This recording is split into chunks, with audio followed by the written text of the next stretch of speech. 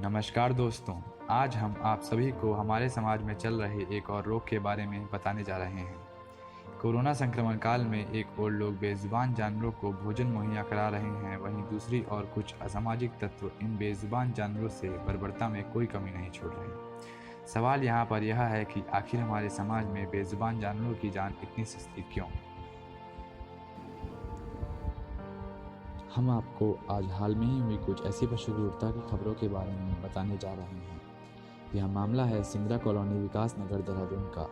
रोज़ाना की तरह एक युवती शाम को जब बेजुबान जानवरों को खाना खिलाकर अपने घर लौट रही होती है, इतने में ही उसे कुत्ते के रोने बिलखने की आवाज़ सुनाई देती है। आवाज़ सुनकर वह तुरंत उस स्थान पर पहुंचती है और देखती है एक व्यक्ति कुत्ते के ऊपर पानी डाल रहा है और उसे लात से मार रहा है। दरअसल विभिन्न न्यूज़ पोर्टल के माध्यम से पता चला है कि वह कुत्ता खाने की तलाश में अधिवक्ता विनय कुमार के घर में घुस गया, जिस पर धारदार हथियार से हमला किया गया। इसके पश्चात यह कुत्ता बुरी तरह घायल होकर चिल्लाने लगा और कुछ क्षण बाद ही वह मर गया। जब इस युवती ने आवाज़ उठाई तो इन्हें भी घर से बाहर करने की कोशिश की गई, लेकिन युवती ने साहस दिखाकर अपना मोबाइल फ़ोन ऑन कर यह सब वाक़या कैमरे में रिकॉर्ड कर लिया और इसमें वह आदमी स्वीकार कर रहा है कि उसने गलती से धारदार हथियार से उस बेजुबान की हत्या कर दी। आइए देखते हैं यह रिकॉर्डिंग। बेजुबान जानवर को आप चक्कू से जैसे भी मारा अंकल, मारा कि नहीं मारा? देखो सबूत आपके पास भी है, सच्चाई आपको भी पता है। चल जैसे भी मारा, चाकू आप लोगों ने बताओ कोई तरीका थोड़ा ना। इधर एक बेजुबान जानवर आप उसे मार रहे हो। अच्छा उसे भगा रहे थे, समझे? तो उसके जो है जरा सी कमची लगी मुंह पे। अच्छा अच्छा, बिल्कुल नहीं है अच्छा। ठीक है, तो घर से यहाँ से हमें बाहर क्यों निकाला जा रहा था? अगर हम सेफ्टी तो इससे आप इंसान की हैसियत का अंदाज़ा लगा सकते हैं कि घर से खाने के लिए अन्न का दाना भी नहीं निकला, लेकिन मारने के लिए धारदार हथियार निकल गया।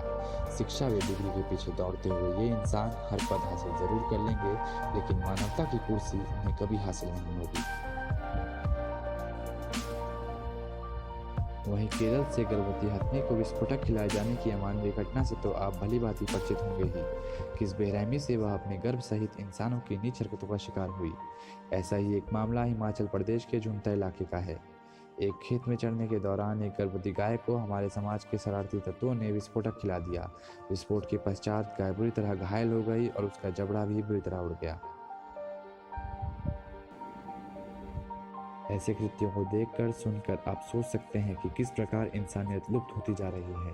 अब इस धरती पर इंसान को इंसान कहना ही सबसे बड़ी गलती होगी। माँ के समान पूजी जाने वाली गाय के साथ ऐसी घटना। स्वार्थ छोड़िए, इंसान अपने मनोरंजन के लिए ऐसे अमानवीय कृत्यों को अंजाम दे रहा है। तीसरा मामला भी राजधानी देहरादून से ही सामने आया है। झाझरा रेंज से सटे फुलसैनी के क्षेत्र में किसी ने सांड पर तेजाब डालकर उसका शरीर जला दिया। वन विभाग की रेस्क्यू टीम ने जब घायल सांड को एनिमल वेलफेयर सेंटर पहुंचाया तो डॉक्टरों ने बताया कि तेजाब से सांड का करीब 30% शरीर जल गया है। रेस्क्यू टीम के इंचार्ज ने जानकारी दी कि क्षेत्र में करीब 15 जानवरों के शरीर पर तेजाब डालकर जख्मी करने की शिकायतें मिली हैं और उन सभी जानवरों की तलाश जारी है। ऐसी अनगिनत घटनाएं हमारे समाज में आए दिन हो रही हैं।